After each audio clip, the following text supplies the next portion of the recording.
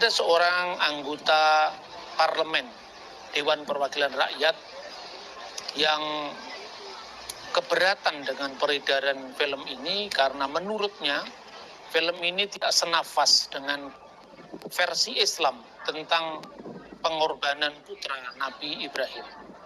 Ya, shalom bagi kita semua dimanapun kita berada saat ini. Kiranya kita semua tetap berada dalam keadaan sehat dan apapun yang merupakan aktivitas kita sepanjang hari ini, kiranya Tuhan Yesus memberkati. Dan kembali berjumpa lagi di channel kita ini, yaitu Zemayan Yassin. Terima kasih buat teman-teman semua dan juga para sahabat yang sudah mendukung perkembangan channel ini dengan setia, dan kiranya kita tetap menggunakannya untuk menjadi berkat bagi semua orang. Nah teman-teman, pada video kali ini saya membagikan kepada kita semua komentar dari Pak Bambang Nursena terkait pelarangan beredarnya film His Only Son, dimana itu kemarin dilarang oleh anggota Dewan atau salah satu anggota Dewan supaya jangan ditayangkan di bioskop-bioskop teman-teman ya, karena menurut dia atau menurut penilaian dia bahwa film itu tidak sesuai dengan ajaran Islam. Videonya yang berikut ini. Sekarang saya berada di depan gereja Hagia Sophia yang dahulu ketika jatuhnya Konstantinopel dan masuk dalam kekuasaan Muslim, kemudian diubah menjadi masjid. Saat berdirinya negara Turki modern, kemudian diubah menjadi museum, dan baru-baru ini dikembalikan fungsinya menjadi masjid. Nah, saudara-saudara, saya ingin menjumpai para sahabat Bambang Nursena Center di tanah air karena pertanyaan-pertanyaan yang masuk kepada saya secara khusus tentang kontroversi film yang berjudul His Only Son. Film ini menceritakan tentang ujian iman kepada Abraham untuk menyembelih putranya, yaitu Ishak. Ada seorang anggota parlemen Dewan Perwakilan Rakyat yang keberatan dengan peredaran film ini karena menurutnya film ini tidak senafas dengan versi Islam tentang pengorbanan putra Nabi Ibrahim. Bagaimana tanggapan kita? Saudara-saudara, dari sudut pandang hukum, sebenarnya Indonesia itu adalah bukan negara Islam, bukan negara agama, bukan negara teokrasi. Karena itu sebetulnya tidak boleh membawa satu pandangan keagamaan dan memaksakannya ke ruang-ruang publik. Kita harus membedakan antara mana forum eksternum dan mana forum internum.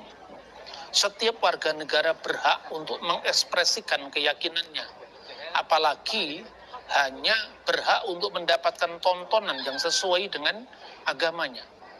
Maka sebetulnya statement dari anggota Dewan yang menuntut agar film ini ditarik dari peredaran itu sesungguhnya merupakan tuntutan yang bodoh dari sudut pandang hidup kebangsaan kita yang bernafaskan Bhinneka Tunggal Ika dan dasarnya adalah Pancasila, yang jelas bukan negara agama tetapi juga bukan negara sekuler.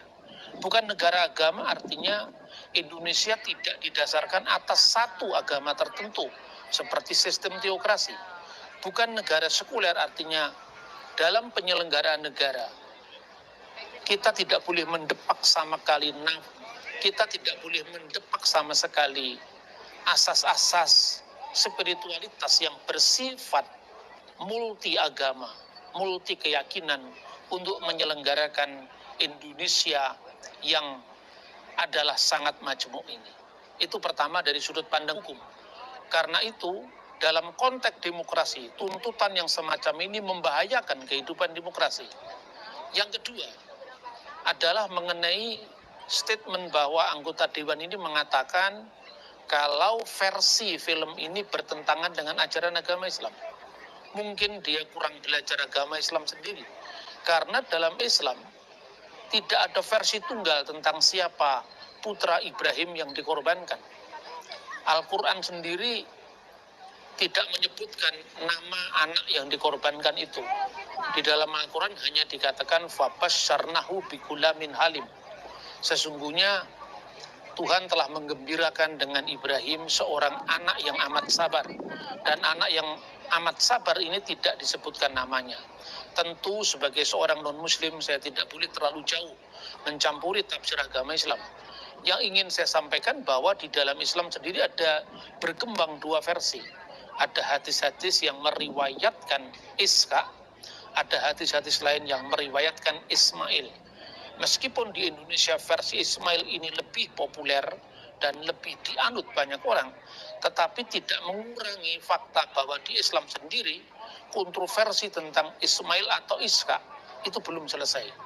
Nah, sementara itu pada pihak lain ada fakta yang harus diungkapkan bahwa putra Ibrahim yang nyaris dikorbankan Iska itu bukan sekedar pandangan agama Kristen, tetapi pandangan sejarah lebih dari satu agama.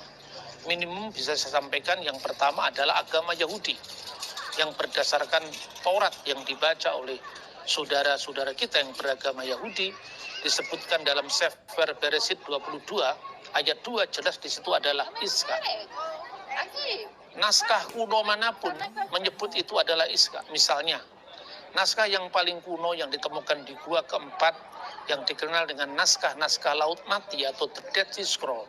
Dalam tayangan saya beberapa minggu lalu, sudah saya buktikan bahwa di situ terungkap bahwa yang nyaris dikorbankan adalah Iska.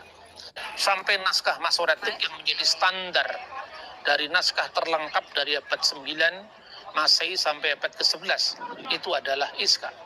Ketika kekristenan mewarisi Taurat yang sama ini, yang kita sebut dengan Perjanjian Lama, tentu Taurat dengan kitab nabi-nabi dan kitab-kitab suci yang lain, itu juga dikatakan Iska. Ada satu komunitas keagamaan yang lebih tua lagi, yaitu orang-orang Samaritan atau orang-orang Samaria. Di sana juga mereka memiliki Torah Somron, Taurat Samaria. Di situ juga disebutkan Iska. Artinya naskah Laut Mati dalam bahasa Ibrani, naskah Masoretik dalam bahasa Ibrani. Naskah Laut Mati berasal dari abad kedua sebelum Masehi. Naskah Masoretik berasal dari abad 10 setelah Masehi. Dan naskah Samaria itu satu komunitas keagamaan yang lebih tua lagi, meskipun naskahnya tentu tidak setua komunitas yang kita kenal, itu juga disebutkan Iska. Dalam Kejadian pasal 22 ayat 2 dikatakan, Hahna et bineka et yehidika asar ahabta et hitsa wilehleka el eret hamuria. Ambillah anakmu yang tunggal yang kau kasih, yaitu Iska, dan bawalah dia ke tanah Muria. Satu-satunya perbedaan hanyalah pada kata-kata wilehleka el eret hamuria. Pada naskah Taurat Samaria dibaca wilehleka el eret hamuri, dan muri ini diartikan dengan Gerisim, berbeda dengan versi Yahudi yaitu Yerusalem. Tapi tentang nama Iska, naskah tua Ibrani manapun juga itu adalah sama. Yang kedua, jadi yang pertama itu adalah naskah Ibraninya di sana semuanya sama. Yang ketiga, ada 3 agama dari zaman yang berbeda-beda, yang keyakinannya juga berbeda. Mereka sama-sama menyembah pada satu Tuhan, yaitu Shema Yisrael, Adonai Eloheinu, Adonai Echad.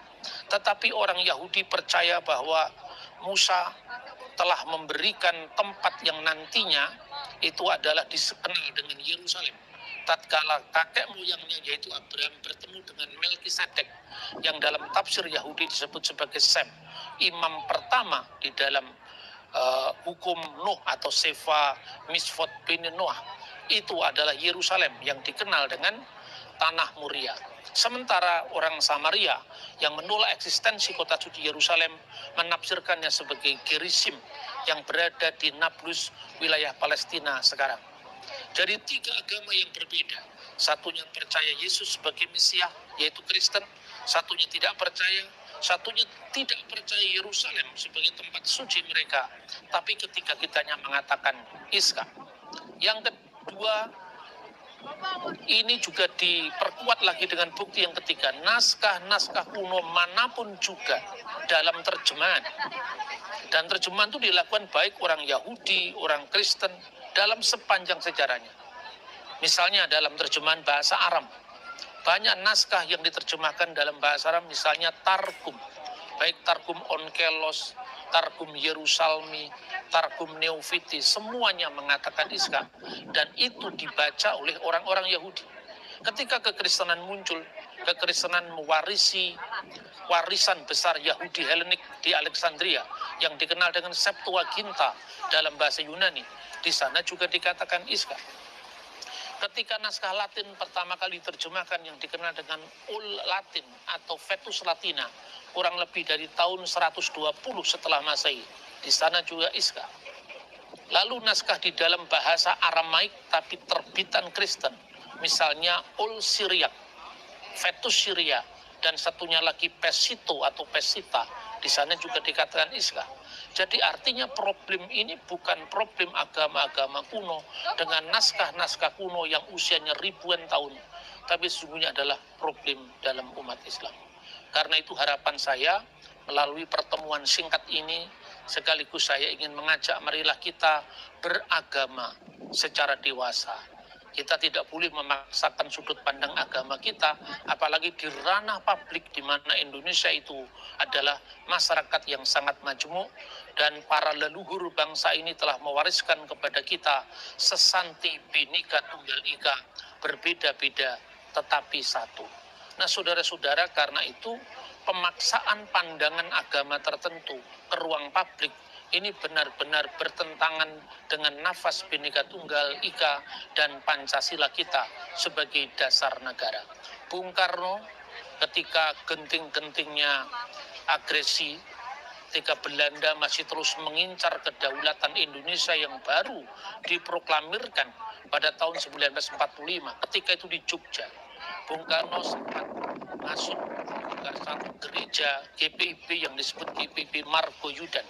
Dalam catatan media saat itu, Bung Karno sempat mengemukakan harapannya kepada masyarakat Indonesia yang baru merdeka.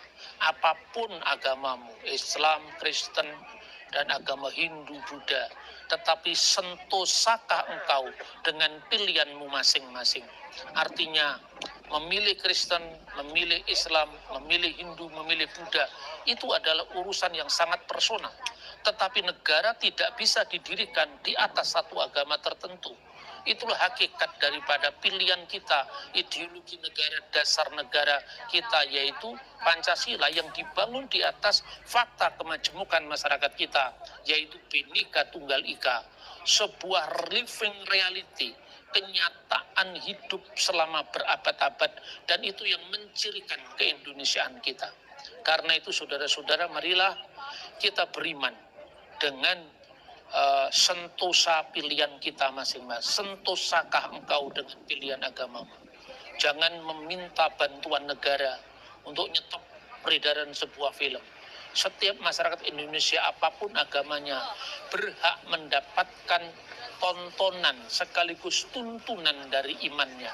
Apalagi film ini tidak hanya berbicara tentang sudut pandang satu agama, yaitu kekristenan, tapi lebih merupakan sudut pandang sejarah agama-agama tua, seperti naskah-naskah tua, mulai dari naskah Dead Sea Scroll sebelum Masehi sampai naskah terbaru. Tidak ada kontroversi di sana.